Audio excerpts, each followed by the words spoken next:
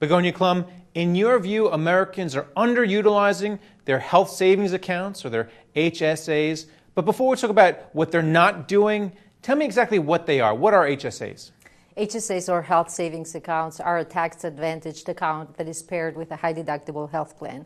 So the purpose of the account is to help individuals in those plans cope with the medical expenses up to they get to the deductible. They are tax-advantaged and probably unique among other savings tax-advantaged accounts in that they are triple tax advantage. The money that you contribute is tax-free, the money that grows in the account is tax-free, and if you withdraw the funds for medical expenses, eligible medical expenses, it is tax-free as well.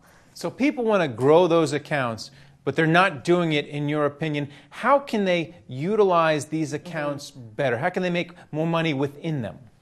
Well, the way to make more money within them is by accumulating balances and by putting those balances into the investments. Unfortunately, nowadays there are about 16 million HSA account holders. Of those, about less than 3% have an investment option within the HSA account. And that's something that is part of the education that we need to work with our partners, employer groups, and educating the employees about the benefits of having an HSA, high-deductible health plan, coupled with an HSA and investments as part of it. Are there a wide array of choices they can choose from? Because if you go to any investment platform, there's a lot of different asset classes and sectors you can get into. What about within an HSA? Well, so typically the HSA is going to have a cash portion, which is what the individuals would use to withdraw for the current medical expenses, generally with a debit card. Then in our case, for example, we have also a money market option that we can sweep the monies to. And finally, you have the investment account, which is could be like an regular investment account, where you have access to different liquid investment options like equities, fixed income, or mutual funds. But generally, should people be more conservative because this is for something in case of an accident or it's for retirement?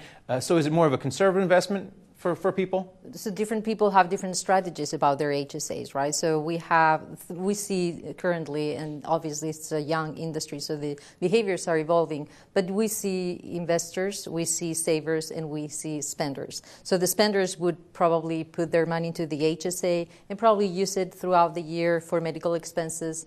The investors on the other side of the spectrum are going to be not using those contributions, but letting those balances grow and putting those balances into investment options. And then finally, UMB just launched an HSA Saver. Mm-hmm. How does your HSA Saver differ from what else is out there on the market? Well, we launched the UMB HSA Saver last year, and we designed this investment platform with the Department of Labor ruling proposal in mind. So now that the ruling is final, this is an investment option that is fiduciary. We are taking the fiduciary approach. We have fixed monthly fees, no other hidden fees, no revenue shares or 12B1 fees. We offer a selected group of funds that have been selected by our CIO in our investment group. And this includes target date funds, for example. And those are generally no load or low expense mutual funds as well. All right. Well, thanks a lot, Begonia. Very much. Thank you very much for having me. And thank you for watching The Street.